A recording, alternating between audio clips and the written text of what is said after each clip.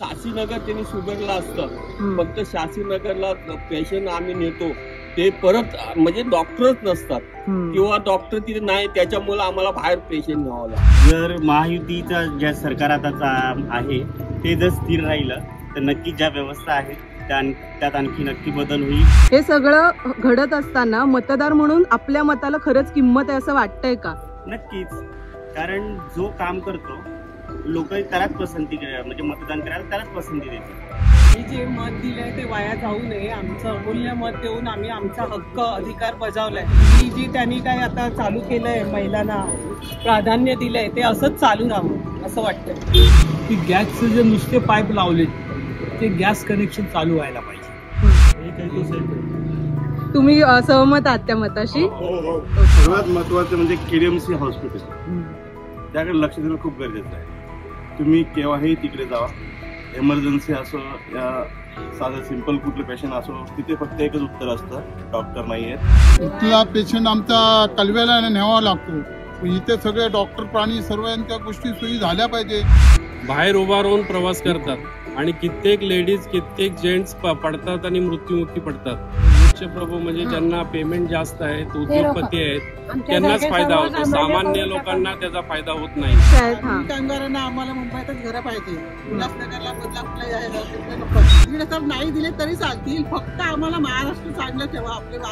आपल्या सर्वांचं, सगळ्या महिला मंडळाचं रक्षण करण्याचं चांगलं हे करा.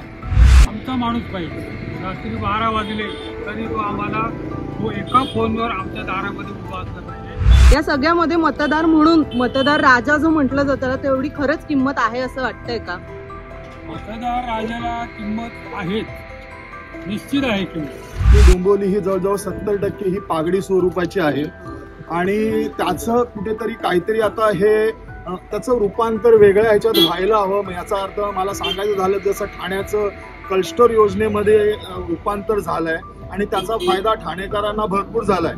तोच फायदा हा आपल्या डोंबिवलीकरांनाही व्हावा.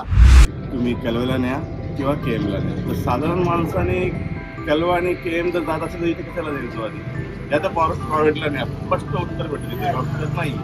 सिनियर सिटीजन जेव्हा प्रवास करतो नाविलाज होता, आतमध्ये जायलाच मिळत नाही. बसाची तर सोय सिनियर सिटीजनला देतच नाही, त्यामुळे करणार काय? नाविलाजाचा एक तास उभं राहून प्रवास करणं आमच्यासारख्या सिनियर सिटीजनला जमत नाही, तरी नाविलाजाच तो करणं. तर डोंबिवली कल्याण, डोंबिवली पेन्शन सुद्धा आम्हाला 500-600 रुपये हे आमची थट्टा चाललेली आहे त्या लोकांनी केलेली. तुम्ही मतदान केलं सगळ्यांनी? आता मतदार निवडताना तुम्ही काय कुठले निकष ठेवले होते की कसा उमेदवार हवा आपल्याला? आपल्याला आपल्या भागातल्या सगळ्या सोयी झाल्या पाहिजेत. रस्ता, पाणी सोय, रेल्वेची सोय, ह्या काही सोयी नसल्या कारणाने खूप अभाव होतो, वयस्कर लोकांचा अभाव होतो. त्यामुळे त्या व्यवस्थित आपल्याला व्हाव्या एवढीच आमची मागणी आहे. आता तुम्ही मतदान केंद्रावर गेला होता तर तुम्ही सिनियर सिटीजन म्हणून तुम्हाला काही मदत केली तिथे का? कसं मदत केली? आम्हाला लाईन वगैरे काहीच नाही, एकदम आम्हाला व्यवस्थित सोडलं. सुरक्षा चांगली कडेल. अजून कुठली कामं व्हायला हवी आहे तिकडे? अजून आता कामं अजून आहेत, भरपूर कामं आहेत तशी. गणेश घाटापासून ते कुठे आता झालेले आहेत रस्ते ते त्यांनी केले पाहिजेत आणि ते करणार असे आम्हाला विश्वास आहे. तर तुमच्या एरियामध्ये हॉस्पिटलची वगैरे अद्ययावत हॉस्पिटलची सोय आहे का? जरा असं शासीनगर त्यांनी सुधारलं असतं. फक्त शासीनगरला पेशंट आम्ही नेतो ते परत म्हणजे डॉक्टरच नसतात किंवा डॉक्टर तिथे नाही, त्याच्यामुळे आम्हाला बाहेर पेशंट न्यावं लागतं. सो त्याच्यात सुधारणा व्हावी अजून असं वाटतं. त्याच्यामध्ये सुधारणा व्हावी. आता सध्याची स्थिती बघता तुम्हाला काय वाटतंय? राजकारणात स्थिर राजकारण व्हावं यासाठी कुठले बदल व्हायला हवेत? जर महायुतीचा ज्या सरकार आता आहे ते जर स्थिर राहिलं तर नक्की ज्या व्यवस्था आहेत त्यात आणखी नक्की बदल होईल आणि पुढे जी कामांची गती जशी चालू आहे महायुती सरकारची ती नक्कीच व्यवस्थितपणे आणि व्यवस्थित चालू राहील, आम्हाला याची खात्री. आता 2019 मध्ये जी विधानसभेची निवडणूक झाली त्यानंतर बरेच बदल झाले महाराष्ट्राच्या राजकारणात. हे सगळं घडत असताना मतदार म्हणून आपल्या मताला खरंच किंमत आहे असं ते सरकार जर स्थिर असेल तर पुढील 5 वर्ष जी विकासाची कामे होणे आहे, झालेली आहेत किंवा होणार आहेत आणि ती झाली अत्यावश्यक होणं आहे जसं यांनी सांगितलं की हॉस्पिटलची सुविधा आपण नॉर्मल पेशंट जरी नेला तरी प्रॉपर इथे ट्रीटमेंट मिळत नाही. ते लगेच सांगतात की तुम्ही कळव्याला हलवा. ही जी सुविधा आहेत या प्राथमिक गरजा आहेत इथल्या रहिवाशांच्या, त्या रहिवाशांच्या गरजा जेव्हा स्थिर सरकार मिळेल त्याच वेळेला त्याचा पाठपुरावा करण्यात येईल. लाडकी बहीण योजनेचे पैसे मिळालेत, त्या तुम्हाला असं वाटतंय का की आताच्या मतदानावर लाडकी बहीण योजनेचा परिणाम झालेला आहे किंवा होतोय? नक्कीच. आता तुम्ही महिला म्हणून तुम्हाला काय अपेक्षित आहेत बदल? आता जे काही समजा नवीन सरकार येईल किंवा जे आहे त्यांना नवीन संधी मिळेल, कुठले बदल कुठल्या गोष्टी व्हाव्यात अशी अपेक्षा आहे? महिलांची सुरक्षा पहिली, महिलांसाठी सुरक्षा पहिली पाहिजे. त्याच्यानंतर इथे पाणी सुविधा, बाकी रस्ते या गोष्टींच्या सुविधा पाहिजे. आता मतदान जेव्हा केलं तेव्हा तुम्ही कुठल्या गोष्टींचे निकष म्हणजे कुठल्या गोष्टी डोळ्यासमोर ठेवून मतदान केलं उमेदवारांना? आम्ही जे मत दिलंय ते वाया जाऊ नये, आमचं अमूल्य मत देऊन आम्ही आमचा हक्क अधिकार बजावलाय, तसं येणाऱ्या सरकारनेही आपलं कर्तव्य निभवावं असं वाटतं मला. ज्या सोयी राहिलेल्या आहेत त्या व्यवस्थित व्हाव्या एवढीच अपेक्षा. ट्रेनचे प्रॉब्लेम आहेत ते पण सॉल्व्ह व्हायला पाहिजे. हॉस्पिटल आमच्याकडे नाही आहे व्यवस्थित, कारण एखादा आमच्यासारखा सिनियर गेला आणि सांगितलं की दुसरं हॉस्पिटल, तर तेवढी कपॅसिटी पण पाहिजे. महिला संरक्षण होईल, महिलांना आता महागाई वगैरे लाडकी बहीण योजनेचे पैसे दिलेले आहेत सरकारने, पण महागाई वाढली असा पण आरोप होतोय. तर याबद्दल तुम्हाला काय वाटतं, गृहिणी किंवा घर सांभाळणाऱ्या महिला म्हणून? महागाई ते कधी वर्षानुवर्ष वाढत असते, त्याच्यामुळे काय ते चाललेलंच आहे. पण महिलांना जे सक्षमीकरण महिलांचं केलंय ते खूप चांगलं आहे, आणि ही जी त्यांनी काय आता चालू केलंय महिलांना प्राधान्य दिलंय ते असंच चालू राहावं असं वाटतंय. तीन गोष्टी खूप महत्त्वाच्या आहेत की महायुतीचं सरकार आणि आम्ही त्यांच्याकडे आता खूप अपेक्षेने बघत आहोत. खास करून आता सांगायचं झालं तर आपले रविदादा हे आज उमेदवार म्हणून 4थ्या टर्नला ते आमदारकीसाठी उभे आहेत आणि आमचं त्यांना पाठबळ आहे. याचं कारण आहे की त्यांनी आत्तापर्यंतची केलेली कामं आणि आमचा असलेला त्यांच्या मागचा विश्वास. आणि 2-3 गोष्टी सांगायच्या झाल्या तर आमच्या वेस्टला स्मशानभूमी याची कमतरता आहे आणि त्याचा पाठपुरावा आम्ही करतो आहे आणि आम्हाला असं वाटतं की त्याला बरंचसं यश आता येण्याच्या मार्गावर आहे. तसंच रविदादांनी आम्हाला एक आश्वासन दिलं आहे की तुम्ही जाणून असाल की नाही मला माहीत नाही, पण आपली डोंबिवली ही जवळजवळ 70% ही पागडी स्वरूपाची आहे आणि त्याचं कुठेतरी काहीतरी आता हे त्याचं रूपांतर वेगळ्या ह्याच्यात व्हायला हवं. याचा अर्थ मला सांगायचं झालं जसं ठाण्याचं क्लस्टर योजनेमध्ये रूपांतर झालं आहे आणि त्याचा फायदा ठाणेकरांना भरपूर झाला आहे, तोच फायदा हा आपल्या डोंबिवलीकरांनाही व्हावा आणि हे पागडीचं रूपांतर कुठेतरी जाऊन ओनरशिपमध्ये किंवा आणखीन चांगलं डेव्हलपमेंट जशी नवी मुंबई आहे, वाशी आहे, अशा प्रकारचं काहीतरी तिथल्यात एवढं नाही पण साधारणतः 50% तरी झालं आणि ते होईल असं हे महायुतीकडून आम्हाला असं वाटतं की त्यांच्याकडून ही परिपूर्णता होईल आणि म्हणूनच आम्ही त्यांच्या सर्वजण पाठीशी आहोत. धन्यवाद. कल्याण डोंबिवलीमध्ये ट्रॅफिकची खूप समस्या आहे. जेव्हा आम्ही इथून म्हणजे आम्हाला कल्याणला जायचं असेल तर आम्हाला म्हणजे ट्रॅफिक खूप लागते. कल्याणला लागते किंवा डोंबिवलीला लागते. आता तुम्ही डोंबिवलीचा परिसर बघा किती ट्रॅफिक असते. रिक्षावाल्यांना पण तुम्ही किती पण ओढून सांगा तरी ते म्हणजे ते बोलतात की बाबा आम्हाला भाडं सोडायचं आहे, आम्हाला भाडं भरायचं आहे वगैरे. म्हणजे खूप समस्या आहे आणि रस्ते खड्डे पण खूप आहेत आपल्या कल्याण डोंबिवलीमध्ये. एक सुधारणा झाली पाहिजे. तरुणांच्या रोजगारासाठी काय नवीन सरकारने उपाययोजना करा? लाडका भाऊ योजना आणली आहे, त्याचा काही फायदा वगैरे होतोय का? आता लाडका भाऊचा फायदा अजून मी घेतलेला नाहीये, पण प्रत्येक युवांना झालं पाहिजे आणि त्यांना चांगली रोजगार पण भेटली पाहिजे. मतदान करताना कुठले निकष डोळ्यासमोर ठेवून मतदान केलं तुम्ही? आमच्या सुशिक्षित आमदार आमचे रवींद्रजी चव्हाण यांनी चांगली आतापर्यंत 3 वर्षी व्यवस्था केलेली आहे, पण ह्या वेळेला मतदान केंद्रावर कडेकोट बंदोबस्त आहे हा बघण्यात आलेला आहे. आणि आमची आता सध्या मागणी एकच आहे की गॅसचे जे नुसते पाईप लावले ते गॅस कनेक्शन चालू व्हायला पाहिजे. प्रचाराच्या दरम्यान अनेक घडामोडी घडल्या, त्यामध्ये अनेक घोषणा दिल्या गेल्या, बटेंगे कटेंगे, एक है तो सेफ है. तर हा जो आत्ताच्या 2024च्या निवडणुकांदरम्यान प्रचार झाला याबद्दल मतदार म्हणून आपल्याला काय वाटतं? एक है तो सेफ है. तुम्ही सहमत आहात त्या मताशी? ओके. आणि मग हा जो विचार आहे, ही घोषणा आहे, ती लक्षात ठेवून मतदानावरती पण त्याचा प्रभाव झालाय का? नक्कीच. ओके. आता नवीन समजा जे कुठलं सरकार स्थापन होईल त्यांनी डोंबिवलीमध्ये कुठल्या गोष्टी कराव्यात अशी अपेक्षा आहे? सर्वात चांगले रस्ते, मैदानं, परत गॅसच्या लाईनी आणि तसंच हॉस्पिटलसाठी चांगल्या सुविधा ज्या मुंबई महानगर लक्ष देणं गरजेचं आहे. सर्वात महत्वाचं म्हणजे KDMC हॉस्पिटल, त्याकडे लक्ष देणं खूप गरजेचं आहे. तुम्ही केव्हाही तिकडे जावा, एमर्जन्सी असो या साधं सिंपल कुठलं पेशंट असो, तिथे फक्त एकच उत्तर असतं, डॉक्टर नाही आहेत, तुम्ही कलवेला न्या किंवा KMला न्या. तर साधारण माणसाने कलवा आणि KM जर जात असेल तर इथे कशाला जाईल तो आधी? याचा प्रायव्हेटला न्या, स्पष्ट उत्तर भेटेल, इथे डॉक्टर नाही. हे परत जनतेला ऐकायला नाही भेटावं असं काहीतरी येणाऱ्या सरकारने हे करावं. तुम्ही मतदान केलं? मतदान करताना कुठल्या गोष्टी डोळ्यासमोर ठेवून उमेदवार निवडला? या सगळ्या सुविधा म्हणजे आमच्या एक मिल कामगार आम्ही आहे, आम्ही चाळीमध्ये राहतो, आम्हाला पेन्शन वगैरे काय मिळत नाही आहे. तशी हॉस्पिटलची पण सोय तशी नाही आहे, ती सोय झाली पाहिजे. हॉस्पिटल आपले हायचे वगैरे मोठे रस्ते वगैरे चांगले व्यवस्थित झाले पाहिजे. लाईट पाणी हे पहिले आमचे म्हणजे पेन्शन चालू झाली पाहिजे मिल कामगारांची. तुम्ही मिल कामगार म्हणून करता, त्याच्यानंतर आता बरीच आंदोलनं वगैरे झाली, पण त्याचा काही परिणाम दिसतोय का किंवा आता येणाऱ्या सरकारने काही करावं अशी अपेक्षा आहे का? सरकारने आता ते करावी असं आणि म्हणून आम्ही हे करतो आहे, त्यांनी करावं असं वाटतंय आम्हाला. आता ज्येष्ठ नागरिकांसाठी महात्मा फुले जी योजना सुरू झाली आहे त्याअंतर्गत 5 लाखाचं जे वैद्यकीय बिल आहे त्याच्यावरती सवलत मिळते किंवा मदत मिळते, तर त्याचा काही फायदा तुम्हाला कधी होतो का किंवा इथल्या रुग्णालय आहेत का की जिथे ती स्कीम वापरता येते? तिथे काय नाही अजून, तिथे तशी काय सोय नाही आमची आहे. मोठ्या आमची तिकडे रुग्णालयात काय त्याची सोय नाही. अच्छा. आता इथले जे रुग्णालय आहेत अनेकांनी ह्या भागातल्या समस्याही मांडली की रुग्णालयामध्ये पुरेशा सुविधा उपलब्ध नाहीयेत. तुमचं काय मत आहे यावरती? सुविधा मिळाली पाहिजे हे आमचं मत आहे. तिथे सोयी झाल्या पाहिजे, सगळ्या सोयी झाल्या पाहिजे ना. इकडे नेला तर तिथे कुठचीच सोय होत नाही.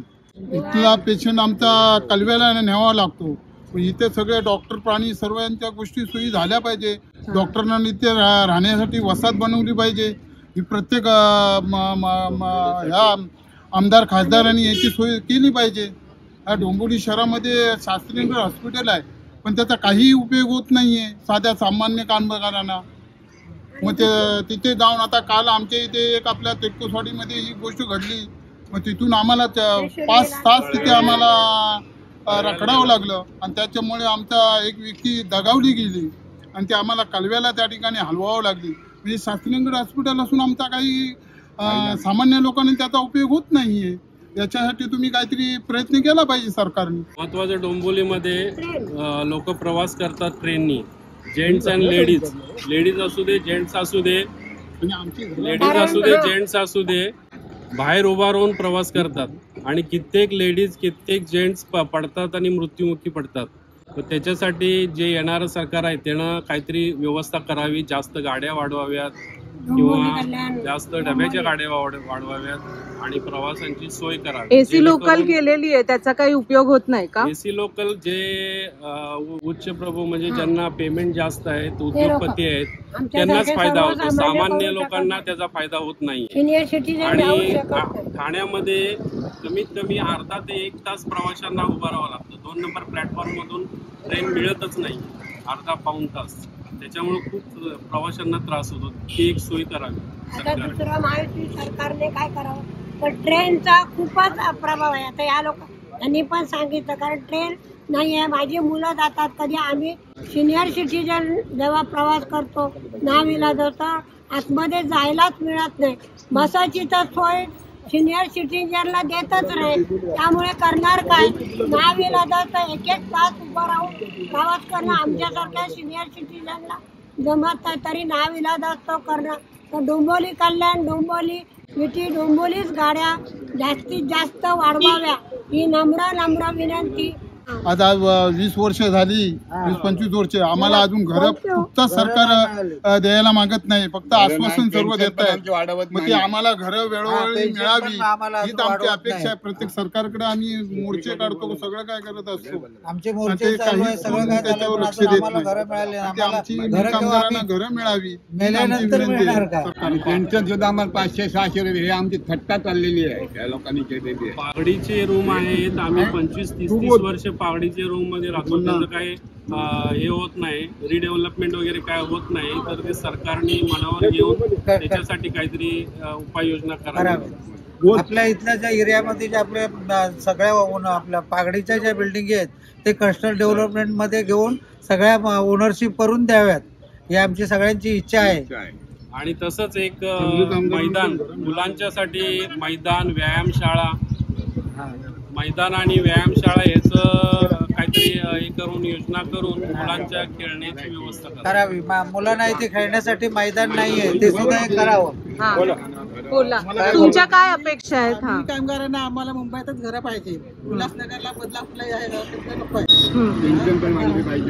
पेन्शन वाढली पाहिजे कामगारांची. आणि महिलांसाठी काय मागण्या आहेत तुमच्या, महिला म्हणून आता येणाऱ्या सरकारकडून? महिलांसाठी काय, महिलांचं आपलं घर दिवसांदिवस महागाई वाढलेली आहे, मुलांना चांगल्या नोकऱ्या मिळून दे, महागाई थोडी कमी होऊन दे, आणि आपल्या हे महाराष्ट्राचं राज्य होऊन महाराष्ट्राचं रक्षण करून दे, सगळे चांगले कार्य. आता लाडकी बहीण योजनेचे पैसे मिळाले तुम्हाला? आता त्याच्यावरनं पण वेगवेगळं सांगतात की काही जण म्हणतात की आमचे सरकार आलं की आम्ही 3000 देणार, काही 3000 नको, 1,500 नाही दिले तरी चालतील, फक्त आम्हाला महाराष्ट्र चांगलं ठेवा, आपल्या सर्वांचं, सगळ्या महिला मंडळाचं रक्षण करण्याचं चांगलं हे करा. पैसे नाही मिळाले तर चालतील, फक्त आपलं महाराष्ट्र चांगलं राहायला पाहिजे. मराठी माणूस सगळे आपण मराठीच आहोत आणि मराठीच राहिले पाहिजे. आपने वोटिंग किया? आज करेंगे. तो क्या देख के कैसे उम्मीदवार को आप चूज करोगे, क्या कौन सी क्वालिटीज होनी चाहिए उसमें? जो अच्छा रहेगा उन्हीं को हम लोग वोट देंगे ना. हाँ, कौन सा काम करना चाहिए आप जहाँ पे रहते हैं वो एरिया में? रिक्शा ड्राइवर मैं हूँ, लेकिन मेरा बाईपास हो गया, अभी मैं घर पे बैठा हूँ, कोई सहायता नहीं मिल रही है मेरे को. तो बाईपास जब हुआ तभी कुछ सरकारी योजनाओं का लाभ हुआ आपको? नहीं, वही कलवा में मेरा इलाज हुआ सरकारी योजना से. हाँ, तो कलवा में हुआ, वैसी सुविधाएं डोंबिवली में भी होनी चाहिए ऐसा लगता है आपको? डोंबिवली में होगा तो थोड़ा हम लोग को सुविधा रहता, उधर आने जाने का भी खर्चा, गाड़ी में गया तो औरत का भी एक्सीडेंट हो गया, बच गई वो जान से. हाँ, अब इधर रहता तो थोड़ा आजू बाजू वाला का सहयोग भी मिलता है. अभी मैं घर पे बैठा हूँ, परिवार मेरा थोड़ा पहले किसी का क्या बोलता है बिजनेस व्यापार उतना मेरा बड़ा नहीं है, मैं ही संभालता था. मैं 2-3 जगह गया पेंशन योजना का, तो लोग बोला कि सरकारी ऑफिस में जाओ, पेंशन मिलना मांगता है. ये चुवाड़ में मैं गया भीड़वाड़ी, तो लोग बोला कि साइबर में जाओ, साइबर वाला बोला ये चुवाड़ में जाओ. 2-3 बार दौड़ा, फिर मैं गया ही नहीं. अभी मेरा 60 वर्ष के ऊपर मेरा घर पर बैठा हूँ. अभी हम घर पर बैठे हैं तो हमको पेंसिल भी मिलना मांगता है कि नहीं? पेंशन के लिए सरकार ने कुछ करना चाहिए. नहीं बोला कि 1000 रुपया मिलता है, लेकिन मैं गया तो बोलता है बंद हो गया, ये हो गया, चला आया. तो प्रॉब्लम बता रहे थे, पैसे मतलब देने, अपने हक के जो पैसे वो भी देते नहीं है टाइम से, तो वो टाइम से देने चाहिए. देना चाहिए टाइम. अभी मैडम राशन कार्ड मेरा बंद हो गया, मैं 2 बार अप्लाई किया और उसका पावती भी मेरे पास है. तुमको राशन मिलेगा, मैं रोज दौड़ के जाता हूँ. अभी तक 1 साल हो गया मेरे को, 1 साल में भी अभी मेरा क्या बोलता है एंट्री नहीं हुआ. अभी कल गया था मैं, तो मैडम को बोला तो बोलता है आधार कार्ड दिया तो बोलता है कि मैं ठीक है देखता हूँ, देखे तो बोलती नहीं है, मैं ऑफिस में जाके बात करती हूँ. अभी बोलो 4 किलो मिलता वो भी नहीं मिल रहा है. मतदान केलं तुम्ही सगळ्यांनी? मतदार निवडताना कुठले निकष डोळ्यासमोर ठेवले होते? निकष म्हणजे आमचा माणूस पाहिजे. रात्री 12 वाजले तरी तो आम्हाला एका फोनवर आमच्या दारामध्ये उभा असला पाहिजे. आमचा मतदार हा असाच आहे. आमचा मतदार आम्ही जो निवडलेला आहे हा असाच आमचा आहे. रात्री कधी 2 वाजता जरी आम्ही त्याला हाक मारली तरी तो माणूस आहे. कुठलेही प्रॉब्लेम, घरगुती प्रॉब्लेम असले तरी सुद्धा, त्यामुळे हे सगळे विचार करूनच आम्ही आमचा कॅन्डिडेट आम्ही निवडले. मतदार केंद्र शोधताना किंवा मतदार ज्या यादीमध्ये नाव शोधताना वगैरे काही तक्रार आहे तुमची किंवा काही समस्या आल्या का? तक्रार आमची नाही, कारण सगळं व्यवस्थित सगळं केलेलं आहे. पावत्या सगळ्यांना जे असतात त्या रिसीट सगळ्यांना व्यवस्थित पोचवलेलं आहे, त्यामुळे तो कुठल्याही प्रकारचा गोंधळ केंद्रावर व्यवस्था चांगली आहे. आणि एक सामाजिक काम मला तर इथे लाईट पाणी रस्ता हा झालेलाच आहे पहिल्यापासून. आणि आता म्हणायचं म्हणजे आमचे मुलं जे आहेत लहान मुलं त्यांना ग्राउंड नाही, त्यांना खेळण्यासाठी किंवा एक व्यावसायिक मुलांना काही धंद्यासाठी नोकरीसाठी थोडं लांब जावं लागतं किंवा काही बरेच बेकार लोक आहेत. तर अशा सरकार जर आलं तर त्यांनी त्याच्यासाठी काहीतरी करावं. आणि आम्ही तेलकोसवाडी जी भकास होती ती आता व्यवस्थित आहे. त्याच्यातून सामाजिक काम म्हणून जे आज काय करताय तिथे काही कार्यकर्ते किंवा काही ते उलट चांगलं आहे. आता पहिल्यापेक्षा आता चांगलं आहे. अजून करावं अशी आमची इच्छा आहे. दुसरं एक सांगायचं जॉब मिळावं, मुलांना जॉब मिळावं हीच आमची अपेक्षा आहे.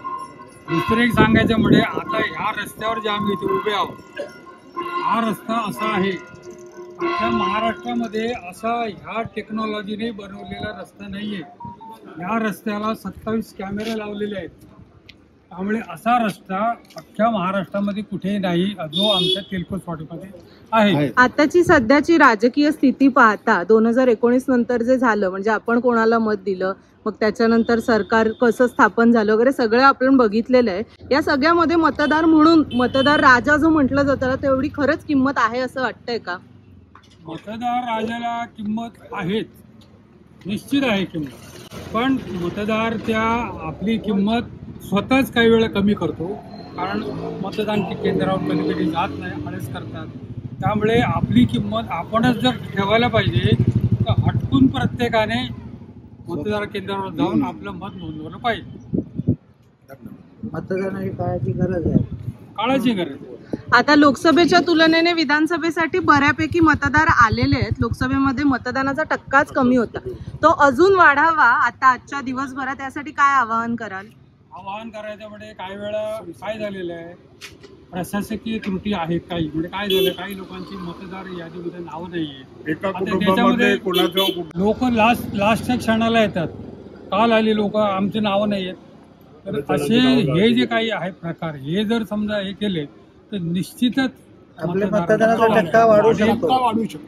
हे अगदी मागच्या लोकसभेपेक्षा या विधानसभेला लोकांचा उत्साह जास्त आहे.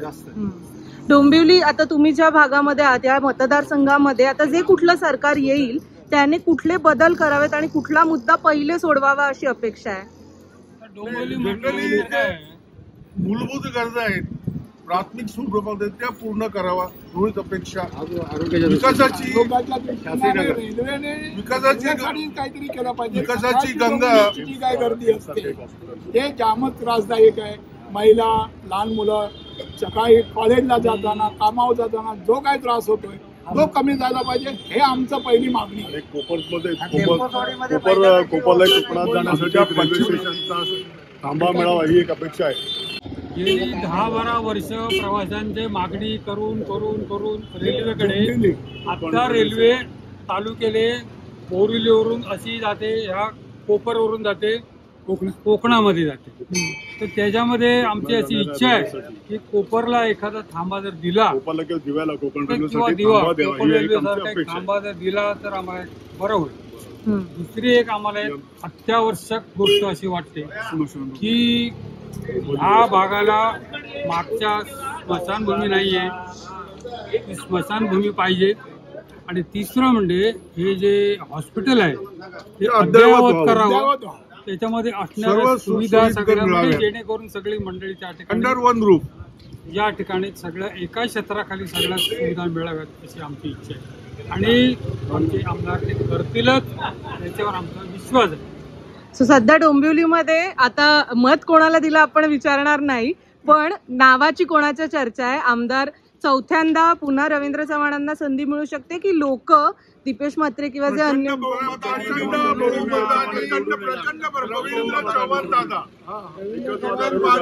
रवी दादा, कारण ज्या माणसांनी विकासाची गंगा आमच्या दारापर्यंत आणली ती आणखी पुढे जावं ही सदिच्छा.